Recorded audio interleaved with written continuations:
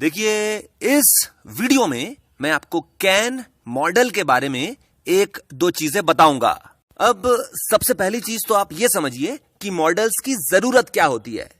देखिए, कोई सा भी सेंटेंस हो वो मैकेनिकल ही होता है। एक सेंटेंस एक इंफॉर्मेशन देता है और खत्म हो जाता है। मॉडल्स का इस्तेमाल करके हम उसके अंदर भावनाएं डाल देते हैं।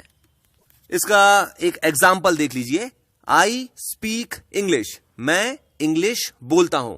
ये एक मैकेनिकल सेंटेंस है, इसने एक इंफॉर्मेशन दी और खत्म हो गया। अब इस सेंटेंस के अंदर एक मॉडल लगा देते हैं और इस सेंटेंस के अंदर भावना आ जाएगी। आई शुड स्पीक इंग्लिश, यानी मुझे इंग्लिश में बात करना चाहिए। अगर बहुत ज्यादा बारीकी में चले जाएं तो मॉडल्स का इस्तेमाल तीन चीजें बताने के लिए किया जाता है। पहली चीज होती है पावर। बताइए, आपके अंदर इस काम को करने की ताकत या काबिलियत है या नहीं है। दूसरी चीज होती है परमिशन, यानी इजाजत लेने के लिए और इजाजत देने के लिए। तीसरी चीज होती है प्रोबेबिलिटी, यानी बताओ तुम्हें क्या लगता है ये काम होगा कि नहीं होगा। ये हो गई एक चीज। दूसरी चीज, मॉडल्स के ऊपर सिंगुलर और प्लूरल का कोई फर्क नहीं पड़ता और फर्स्ट पर्सन, सेकंड पर्सन और थर्ड पर्सन का भी कोई फर्क नहीं पड़ता। मॉडल्स हमेशा अपने ओरिजिनल फॉर्म में ही इस्तेमाल किए जाते हैं। तीसरी और आखिरी चीज, मॉडल्स के साथ हमेशा वर्ब का फर्स्ट फॉर्म लगता है। शुरुआत कैन से कर रहे हैं और कैन का इस्तेमाल चार चीजें बताने के लिए किया जाता है। सबसे पहली चीज होती है पावर या एबिलिटी बताने के लिए, यानी ताकत और अपनी काबिलियत बताने के लिए कैन का इस्तेमाल किया जाता है। इसका एक एग्जाम्पल देख लीजिए। I have the power to lift 100 kilogram. इसको दूसरे शब्दों में ऐसे बोला जा सकता है कि आई कैन लिफ्ट 100 किलोग्राम। इसी तरह से दूसरा एग्जाम्पल भी समझ लीजिए। I have the ability to lift 100 kilogram. इसको दूसरे शब्दों में यही कहा जा सकता है कि I can lift 100 kilogram. Can का दूसरा इस्तेमाल परमिशन लेने और परमिशन देने के लिए किया जाता है। यानी आपने किसी से परमिशन मांगी कि क्या मैं ऐसा कर लूं, और सामने वाले ने आपको परमिशन दे दी कि हां आप ऐसा कर लीजिए।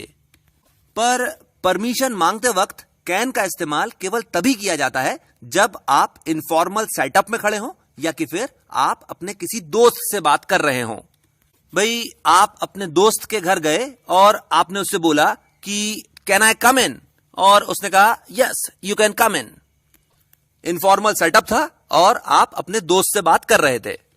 पर अगर आप फॉर्मल सेटअप में खड़े हैं, फॉर्मल सेटअप यानी स्कूल, कॉलेज या ऑफिस में खड़े हैं और आप किसी ऐसे बंदे से बात कर रहे हैं जो आपसे उम्र या एजुकेशन में ज्यादा हो, तो आप कभी भी कैन का इस्तेमाल परमिशन मांगने के लिए नहीं करेंगे।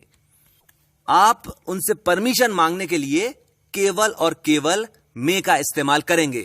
मे आई कम इन सर, और वो जो चाहें आपको जवाब दे सकते हैं, यस यू कैन या कि फिर यस यू मे। कैन का तीसरा इस्तेमाल गुस्सा, झुंझलाहट या कि फिर जब आप चौंक जाते हैं तब किया जाता है। इसके एक दो एग्जांपल्स देख लीजिए। आप बात कैसे कर रहे हो? How can you talk like this? यार तुम बुला लो, किसको बुला रहे हो, मैं देख लेता हूं कि वो क्या उखाड़ लेते हैं।